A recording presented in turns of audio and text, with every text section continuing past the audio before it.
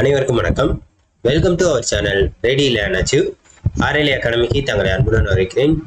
So டிஎன்எம்ஏடபிள்யூஎஸை பற்றி ஒரு முக்கியமான அப்டேட். ஸோ கிட்டத்தட்ட பல நாட்கள் ஒரு மாதத்துக்கிட்டேயே நம்ம என்னது வீடியோவே நம்ம போட கிடையாது. ஆனால் நிறையா பேர் கேட்டுக்கிட்டே தான் இருந்தீங்க. ஸோ அதன் அடிப்படையில் எந்தவித அப்டேட்டுமே இல்லாமல் இருந்துச்சு. இப்போ என்ன அப்படின்னு பார்த்தீங்கன்னா, ஒரு முக்கியமான அப்டேட் என்னன்னு பார்த்தீங்கன்னா, டிஎன்எம்ஏடபிள்யூஎஸ் மீது அதாவது ஆல்ரெடி ஒரு கேஸ் இருக்கு, ஓகேவா? ஸோ அந்த கேஸை அதுக்கு மேலே ஒரு கேஸ் போட்டிருக்காங்க. ஸோ அது என்ன டீட்டெயில்ஸ் அப்படின்றதான் பார்க்க போகிறோம். ஸோ விரைவில் அப்பாயின்மெண்ட் ஆர்டர் வருமா வராதா அப்படின்றதையும் தான் நம்ம என்ன பண்ண வரோம் கண்டிப்பாக பார்க்க போகிறோம். ஸோ தொடர்ந்து நம்ம அப்டேட் எப்போவுமே நம்மளால் முடிஞ்ச அளவுக்கு கொடுத்துக்கிட்டு இருக்கோம். முடிஞ்ச அளவுக்கு ஒரு தெளிவான விளக்கத்தை தான் நம்ம கொடுத்துக்கிட்டு இருக்கோம். அதுக்காண்டி தான் இவ்வளோ டிலே. ஸோ இருந்தாலும் பரவாயில்ல, சில பேருக்கு தெரிஞ்சிருக்கும், சில பேருக்கு தெரியாமல் இருக்கும், சரிங்களா? ஸோ அதனால இந்த வீடியோ கடைசி வரைக்கும் பாருங்க. என்னால் முடிஞ்ச அளவுக்கு உங்களுக்கு ஒரு தெளிவான ஒரு ஐடியாவை கொடுக்குறேன். அதே மாதிரி விரைவில் அப்பாயின்மெண்ட் வருமா ஆர்டர் வராதா அப்படின்றதையும் சொல்லிடுறேன், சரியா? ஓகே. ஸோ என்ன அப்படின்னு பார்த்தீங்கன்னா, ஆல்ரெடி டிஎன்எம்ஏடபிள்யூஎஸ்ல பார்த்தீங்கன்னா கேஸ் போட்டு என்ன பண்ணியிருந்தாங்க, அதாவது கேஸ் எதற்காக போடப்பட்டது அப்படின்ற ஒரு முக்கியமான பாயிண்ட் இருக்கு. என்னன்னு பார்த்தீங்கன்னா, இந்த டிப்ளமோ பிஎஸ்டிஎம் இருக்கு பார்த்தீங்களா, இந்த டிப்ளமோ பிஎஸ்டிஎம்காக தான் முதல் முறையாக என்னது இந்த கேஸே போடப்பட்டது, சரிங்களா? ஸோ இந்த கேஸ் தள்ளி போய்கிட்டே இருந்துச்சு. ஸோ இந்த கேஸ் எப்போ போட்டிருக்காங்க அப்படின்னு பார்த்தீங்கன்னா, சுப்ரீம் கோர்ட் ஸ்டேட்டஸில் இந்த கேஸ் நம்பர் எடுத்துக்கோங்க, 32,290. ஸோ இதில் இந்த ப்ரீவியஸ் அப்படின்றதுல இருக்கும். அதில் பார்த்தீங்கன்னா இந்த இருக்கு பார்த்தீங்கன்னா, இது தெரியுதா? ஸோ இதுதான் பார்த்தீங்கன்னா உங்களுக்கு முக்கியமான அப்டேட்டு, இந்த ஃபர்ஸ்ட் இருக்கிறது. ஸோ இதில் பார்த்தீங்கன்னா தமிழ்நாடு, அதாவது ஹைகோர்ட், மெட்ராஸ் ஹைகோர்ட் இருக்கு பார்த்தீங்களா, அதில் தான் இந்த 3/4/2025, அதாவது ஏப்ரல் மாதம் 3ஆம் தேதி என்ன பண்ணியிருக்காங்க அப்படின்னு பார்த்தீங்கன்னா, R Subramanian sir, G Arunmurugan sir, so இவங்க தான் ஜட்ஜாக இருந்திருக்காங்க. இவங்க என்ன பண்ணியிருக்காங்க அப்படின்னு பார்த்தீங்கன்னா, முக்கியமாக ஒரு ஸ்டேவை தெரிவிச்சிருக்காங்க. இங்க பாத்தீங்கன்னா ஜட்ஜ்மெண்ட் சேலஞ்ச் ஆயிருக்கு. ஸோ அவங்க 2 பேர் பெட்டிஷனராக இருந்திருக்காங்க. யார் மேல கேஸ் போட்டிருக்காங்கன்னா, நம்மளோட டிபார்ட்மெண்ட் மேல தான், சரியா?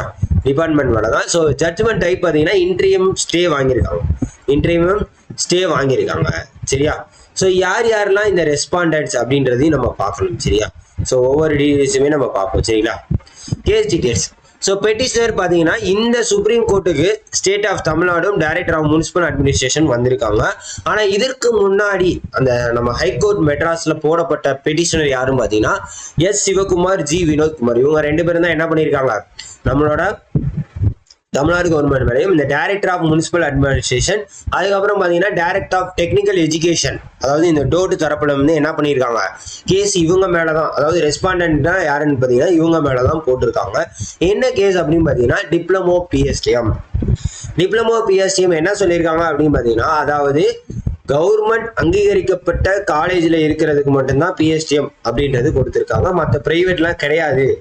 அதே மாதிரி டோட்டு தரப்புல இருந்து என்னன்னா, டிப்ளமோ பிஎஸ்டிஎம் எலிஜிபிள் இல்லை, டிப்ளமோவுக்கு பிஎஸ்டிஎம்ஏ கிடையாது.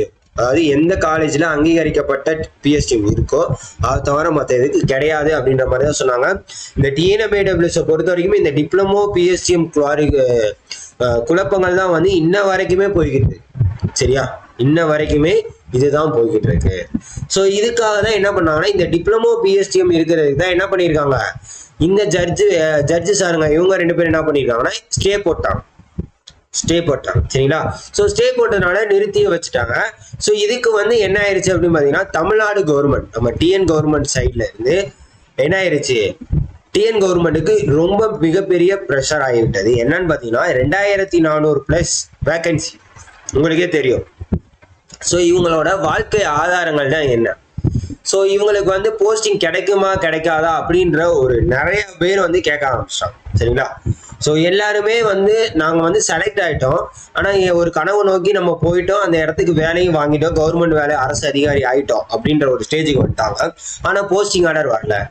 ஸோ இந்த மாதிரி ப்ரெஷர் தான் நிறைய பேருக்கு. அதனால என்ன பண்ணிட்டாங்க அப்படின்னு பார்த்தீங்கன்னா, தமிழ்நாடு கவர்மெண்ட்டே என்ன பண்ணிட்டாங்க அப்படின்னு பார்த்தீங்கன்னா இறங்கி, ஸோ இந்த டிப்ளமோ பிஎஸ்டிஎம் கேஸ் மேலேயே என்ன பண்ணிட்டாங்க, சுப்ரீம் கோர்ட்ல கேஸ் போட்டாங்க, அப்பீல் பண்ணிட்டாங்க, சரியா? சுப்ரீம் கோர்ட் மேலே என்ன பண்ணிட்டாங்க, அப்பீல் பண்ணிட்டாங்க. ஸோ என்ன டேட் அப்படின்னு பார்த்தீங்கன்னா 9/6/2025, சரிங்களா?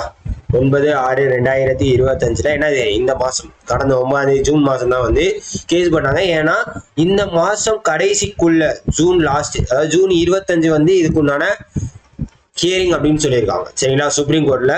ஸோ முடிஞ்ச அளவுக்கு இந்த ஹியரிங்லேயே வந்து மேக்சிமம் எல்லாருக்கும் முன்னான ஒரு சொல்யூஷன் கிடைச்சிரும் அப்படின்றதான் எல்லாரோட நம்பிக்கை. சரியா, ஜூன் 25. சரியா, அதாவது இன்னும் 4-5 நாட்கள் தான் இருக்கு, 3 நாட்கள் தான் இருக்கு.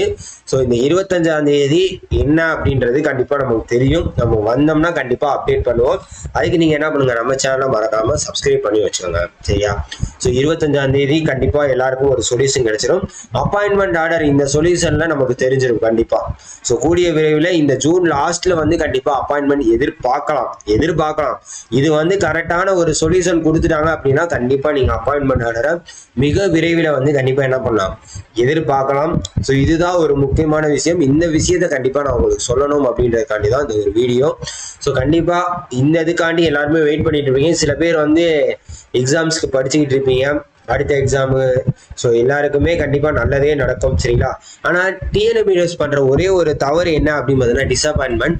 ஸோ இந்த வெப்சைட்ல எதனால அப்டேட் பண்ணலாம் அவங்க கண்டிப்பா, ஆனா ஏன் எதையும் அப்டேட் பண்ண மாட்டேன்றாங்க அப்படின்றதுதான் எனக்கு தெரியல.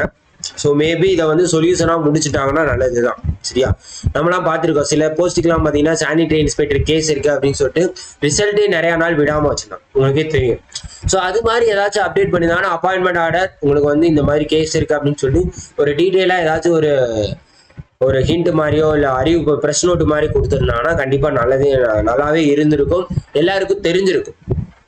சரியா, ஸோ கூடிய விரைவில் என்ன பண்ணுவாங்க, கூடிய விரைவில் கண்டிப்பாக வந்து அப்டேட் பண்ணுவாங்க. ஸோ முடிஞ்ச அளவுக்கு நம்மளும் அப்டேட் பண்ணுவோம்.